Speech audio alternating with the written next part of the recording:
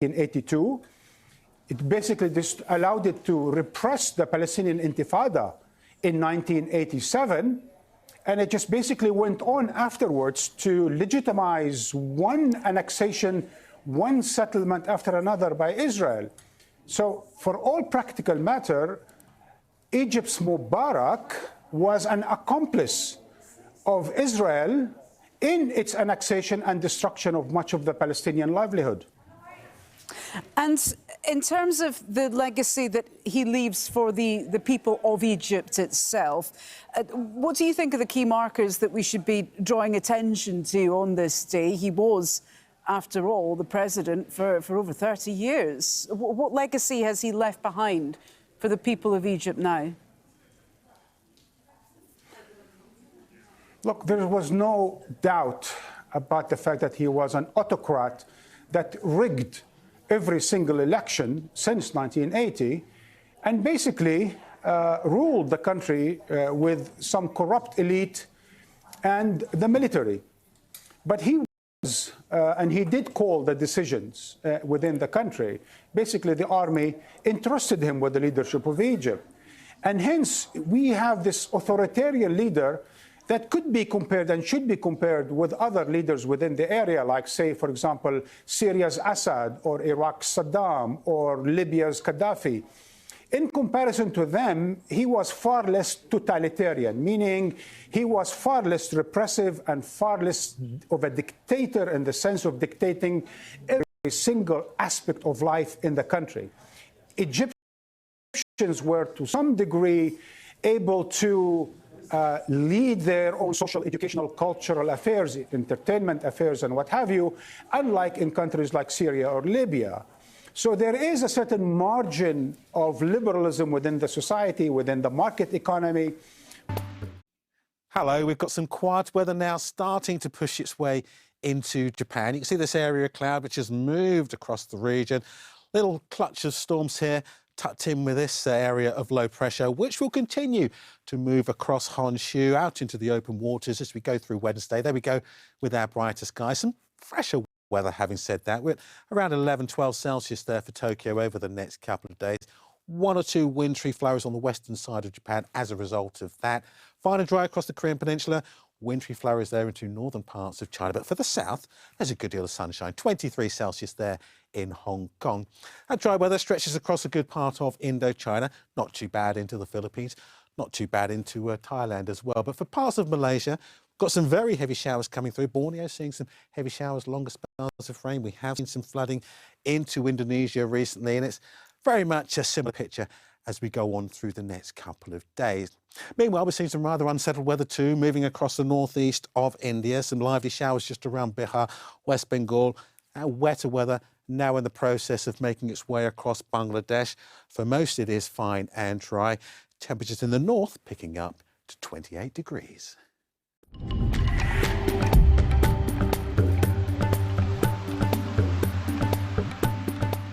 In 2009, a torture victim of the brutal Argentine Videla regime confronted his interrogator.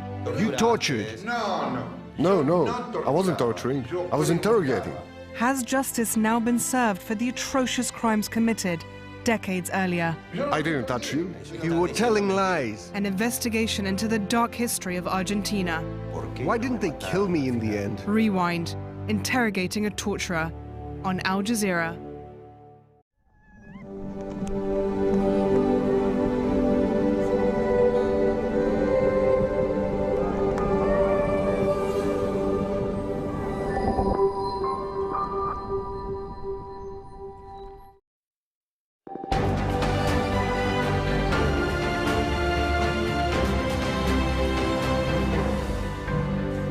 This is Al Jazeera, a reminder of the headlines this hour. Former Egyptian President Hosni Mubarak has died at the age of 91 in Cairo. He spent 3 decades in office before being ousted by an uprising in 2011. Current President Abdel Fattah al-Sisi is among those offering tributes to Mubarak. Palestinian leader Mahmoud Abbas has praised the late Egyptian leader's commitment to the Palestinian cause. And Israeli Prime Minister Benjamin Netanyahu hailed Mubarak for his pursuit of peace and security. Now, Iran's deputy health minister has tested positive for coronavirus a day after holding a press conference announcing a surge in cases there. Iraj Harichi was standing next to Iran's government spokesman and occasionally seen coughing and sweating profusely. He denied a claim that the health ministry was downplaying the death toll. Iran has reported 15 fatalities and nearly 100 infections. I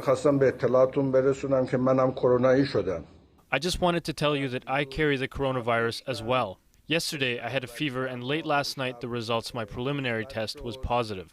Since last night, I've isolated myself. A while ago, I was informed that my test has been confirmed and it's positive. My general condition is not bad. I assure that with the efforts of the health ministry officials and with the people's support, in the next few weeks we will defeat the virus. Rest assured of that. Meanwhile, many countries bordering Iran are clamping down on visitors from there. Turkish Airlines flight from Iran has been diverted because of a suspected coronavirus carrier on board. The flight from Tehran to Istanbul landed in Turkey's capital, Ankara, instead. Turkey's health minister says 132 passengers and crew. Iran is a key. Assad Beg, he's in Tehran for us. Assad, pretty astonishing developments, it does have to be said. How are Iranians reacting to this news that one of their own government ministers has contracted this deadly virus?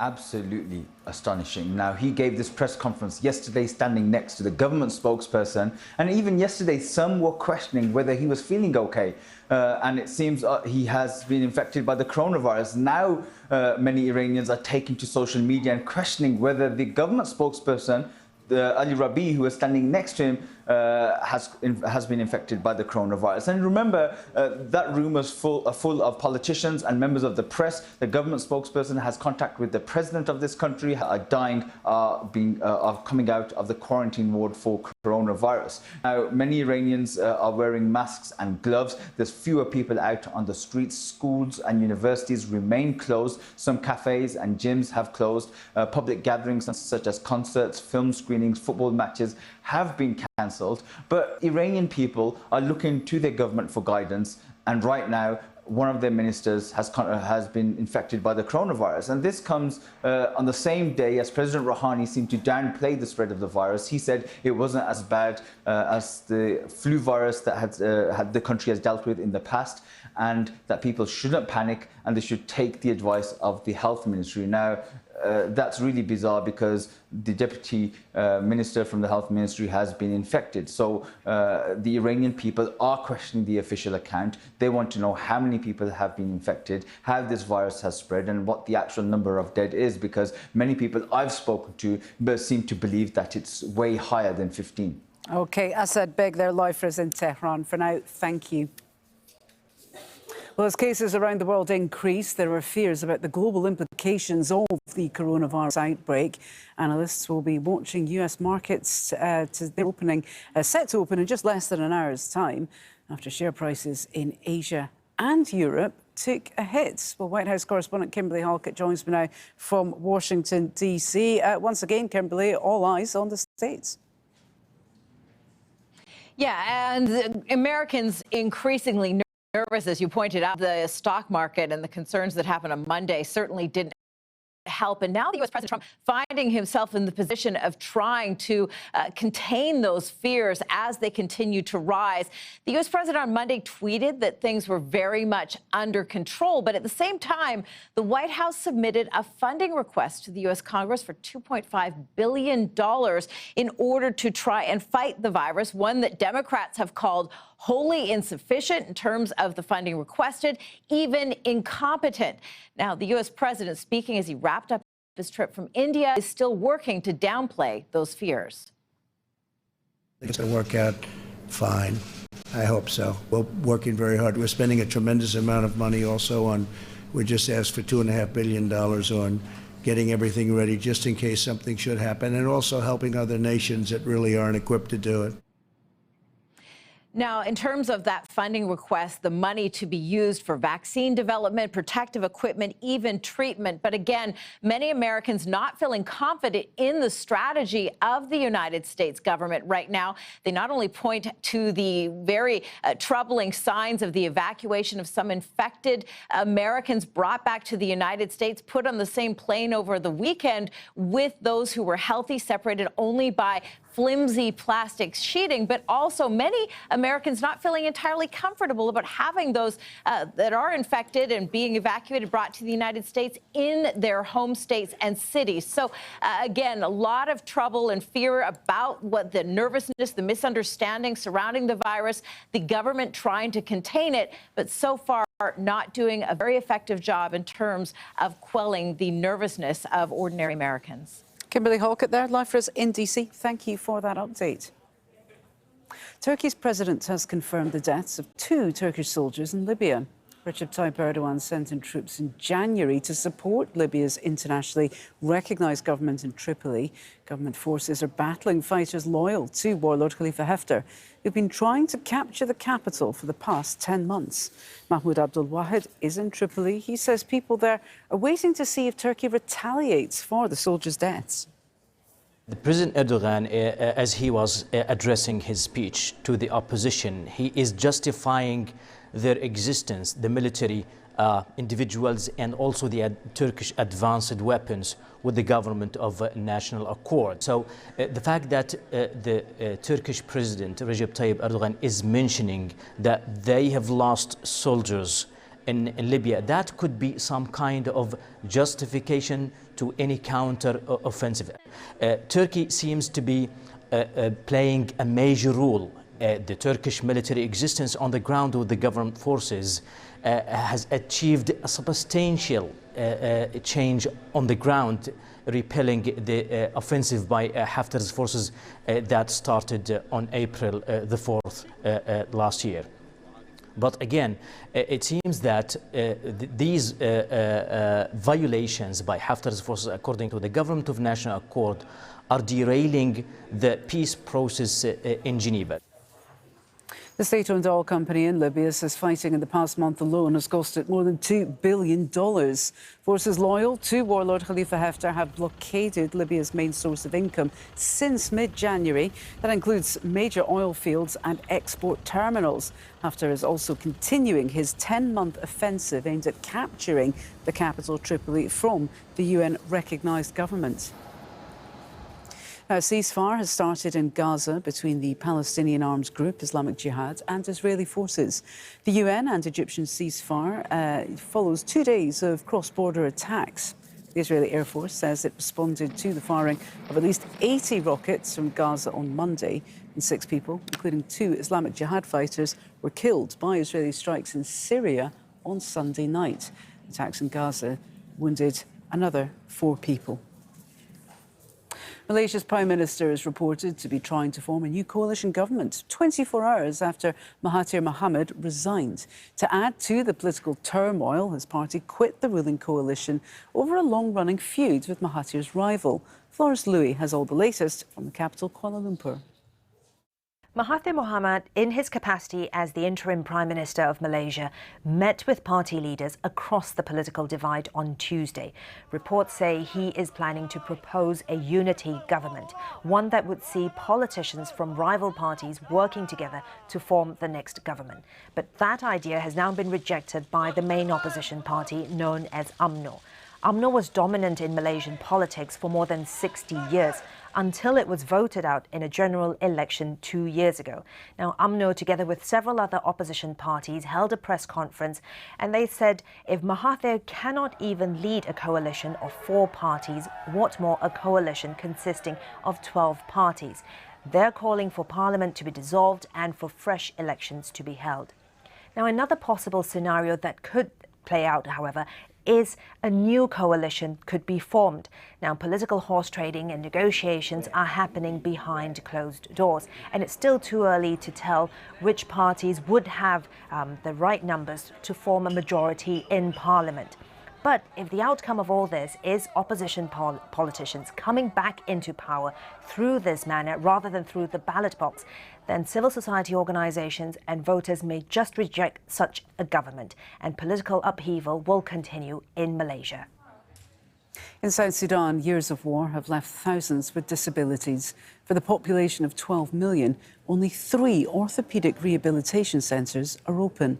They're the only opportunity to restart lives and earn a living for many of the war-wounded.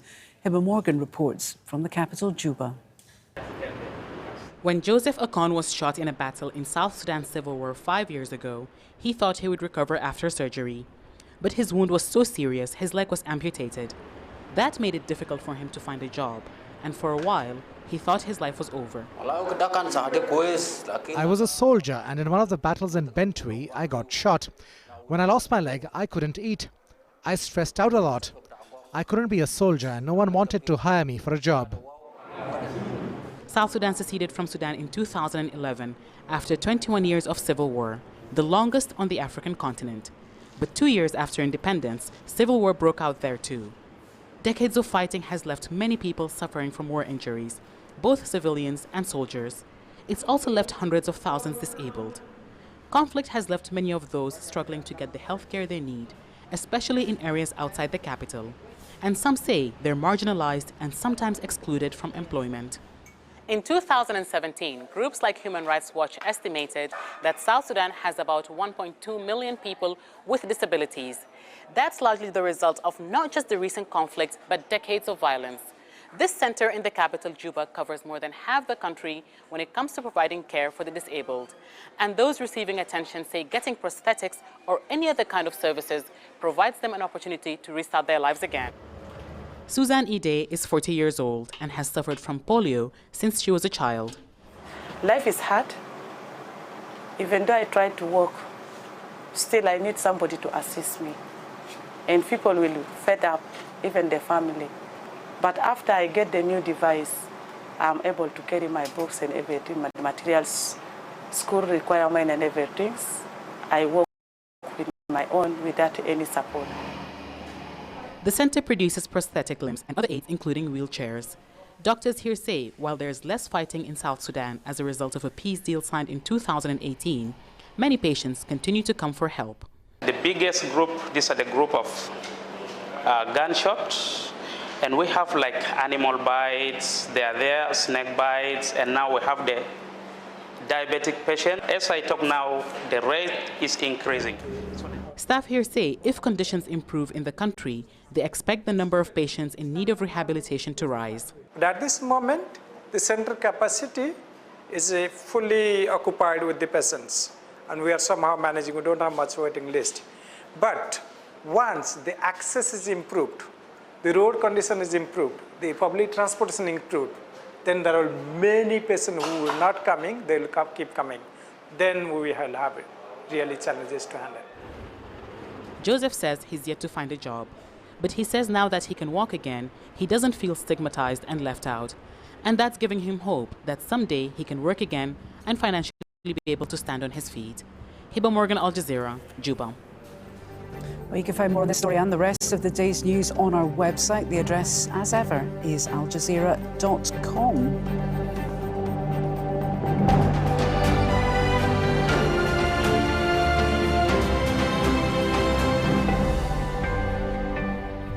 This is Al Jazeera, and these are the headlines. Former Egyptian President Hosni Mubarak has died at the age of 91 in Cairo. He spent 3 decades in office before being ousted by an uprising in 2011. Current President Abdel Fattah el-Sisi is among those offering tributes to Mubarak. Palestinian leader Mahmoud Abbas has praised the late Egyptian leader's commitment to the Palestinian cause, while the Israeli Prime Minister Benjamin Netanyahu hailed Mubarak for his pursuit of, quote, peace and security. Jamal El-Shayal covered the 2011 protest that brought an end to Mubarak's 3-decade-long rule.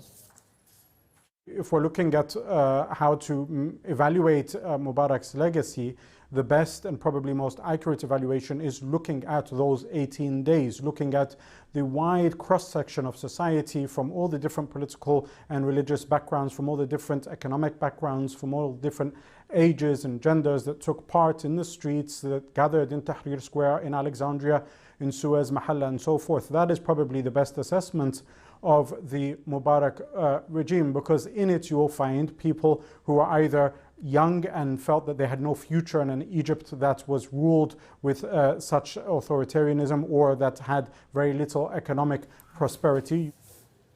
Iran's Deputy Health Minister has tested positive for coronavirus a day after holding a press conference announcing a surge in cases. Iraj Hararichi was standing next to Iran's government spokesman and occasionally seen coughing and sweating. He denied a claim that the health ministry was downplaying the death toll.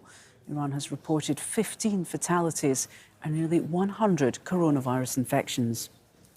US President Donald Trump says he's optimistic a comprehensive trade deal with India will be reached as he wraps up his two-day visit. He held talks with Indian Prime Minister Narendra Modi in New Delhi. Turkey's president has confirmed the deaths of 2 Turkish soldiers in Libya. Recep Tayyip Erdogan sent troops in January to support Libya's internationally recognised government in Tripoli, who've been fighting forces loyal to the warlord Khalifa